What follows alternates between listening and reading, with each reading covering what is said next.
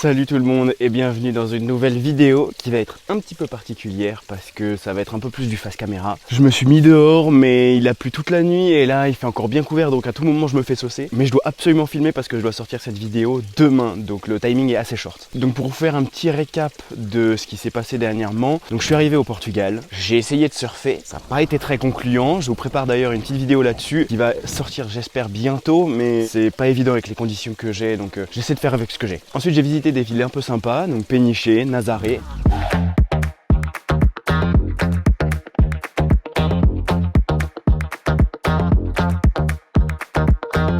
Et surtout, j'ai commencé à vraiment profiter et kiffer ma vie de van life en fait tout simplement. Et c'est ce dont j'ai envie de vous parler dans cette vidéo. Voilà, donc j'ai envie de vous faire un petit point sur mes 2-3 premières semaines de van life, comment je me sens, etc. Et je vous ferai peut-être même d'autres vidéos un peu plus tard pour voir comment est-ce que ma perception de la van life, elle aura évolué par rapport à aujourd'hui. Donc je me suis préparé quelques petites notes là sur mon ordi, j'ai 4 points à aborder et on va commencer par le premier. Donc c'était vraiment le début, le départ de mon aventure. J'avais cette excitation, cette envie de découvrir, de partir à l'aventure et en même temps je roulais énormément, je passais énormément de temps à rouler parce que je me dirigeais vers le Portugal et j'avais beaucoup de routes. En même temps je regardais ce qui allait pas dans mon van, ce que je pouvais améliorer. Donc j'étais assez occupé, mon esprit était assez occupé. Durant toute cette première période, bon, ça allait, j'étais très content. Ensuite, vint le moment de la déconnexion. C'est au moment où j'ai passé la frontière franco-espagnole que du coup, là, j'ai vraiment passé un cap parce que déjà, j'étais plus dans mon pays natal et gros changement, et ce dont je m'y attendais pas du tout, mon forfait téléphonique ne fonctionnait plus de la même façon. Donc, j'étais beaucoup plus déconnecté du monde connecté, entre guillemets, sur Internet. Et ça m'a quand même beaucoup impacté parce que je me rendais pas compte, mais le simple fait d'aller checker une story Instagram ou un petit post comme ça à droite à gauche, et ça me gardait en contact en fait avec le monde extérieur, entre guillemets, vu que j'étais assez tout seul dans mon van. Et ça a été assez terrifiant d'ailleurs de remarquer que j'étais aussi dépendant finalement des réseaux sociaux ou de ma connexion à Internet. Mais ça m'a apporté aussi du positif parce que je me suis beaucoup plus connecté au monde réel, au monde qui m'entourait et ça m'a forcé à me concentrer sur des choses plus simples qui étaient présentes sur le moment. Mais après avoir passé plusieurs jours sans Internet, dès que j'ai retrouvé le Wi-Fi, bizarrement, je me suis pas rué vers Instagram à regarder qu'est-ce que j'ai loupé ou quoi que ce soit. Et ça, je pense que c'est aussi une leçon que j'apprends, que faut pas que je m'en fasse si je loupe des trucs sur les réseaux sociaux en fait. Je le savais aussi, mais l'expérimenter c'est quand même assez différent. Et donc après cette révélation vient le troisième point dont j'ai envie de vous parler, c'est le kiff de la van life en fait. C'est le moment où j'ai commencé à vraiment profiter, à accepter toutes les conditions de la van life pour que ce soit que du positif en fait. J'ai aussi réalisé ce que je voulais exactement faire en fait. Faire du vélo, faire du surf, profiter d'avoir un jardin qui est grand comme le monde en fait. Ça, je l'expérimente et c'est incroyable. Mais je pense que je peux aller encore un peu plus loin et j'ai hâte de voir la suite.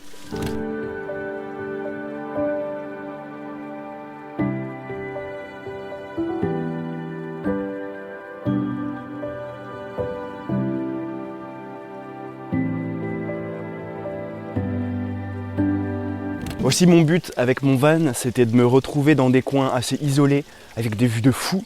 Et ça, pour le coup, j'en ai aussi bien profité.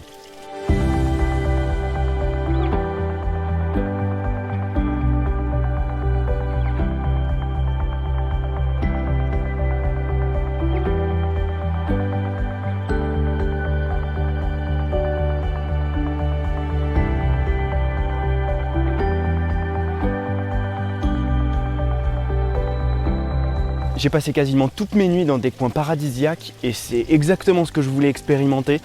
Donc pour l'instant, c'est trop bien.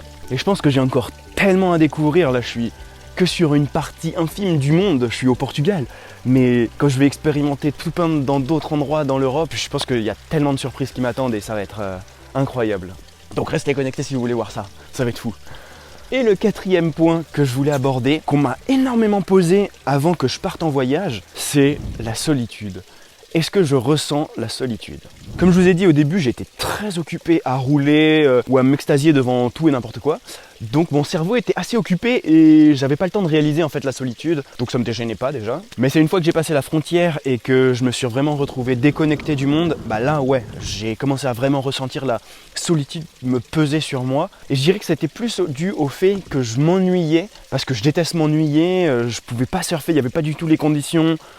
J'étais un peu dans une spirale de il n'y a pas de surf, du coup je fais rien, je vais essayer de travailler mais sans connexion internet, c'est compliqué. Enfin, du coup, j'étais un peu dans cette spirale un peu négative. Mais justement, j'ai essayé de transformer cette solitude en un gros positif. Déjà parce que être seul, c'est ce que je recherchais. Et aussi, moi, je fonctionne beaucoup par mon bonheur est guidé par de la nostalgie un petit peu. Vous allez comprendre mon raisonnement. En gros, j'essaye de me dire que chaque situation est unique et que je la revivrai plus jamais de la même façon. Je me rends compte que chaque moment est vraiment éphémère et qu'après, il n'existera plus.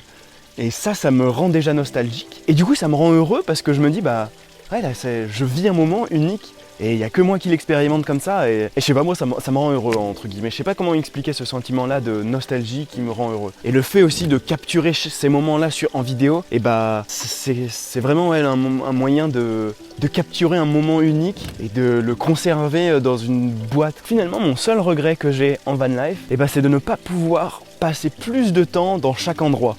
Chaque spot, je le quitte en voulant y rester plus longtemps. J'aimerais bien juste expérimenter le fait de rester un spot parce que j'y suis bien et de le quitter parce que j'en ai marre de cet endroit-là. C'est mon seul petit regret. Et voilà, j'ai terminé cette vidéo qui était un peu différente de d'habitude. J'aime bien vous proposer du contenu varié parce que déjà moi ça me permet de garder cette envie de vous proposer du contenu. Dites-moi si ça vous convient aussi que je fasse des trucs un peu différents comme ça. En tout cas, j'espère que vous avez passé un agréable moment. Là, cette semaine, j'ai rejoint ma famille pour passer 2-3 semaines de vacances au Portugal. Je sais pas trop si je vais avoir le temps de produire vraiment des vidéos avec eux. Donc s'il y a une petite pause, voilà, tant pis, c'est comme ça. Restez connectés parce qu'il y a une vidéo de surf qui va bientôt sortir. Un style un peu documentaire et vlog. En attendant, on se voit bientôt. Portez-vous bien. Allez, ciao!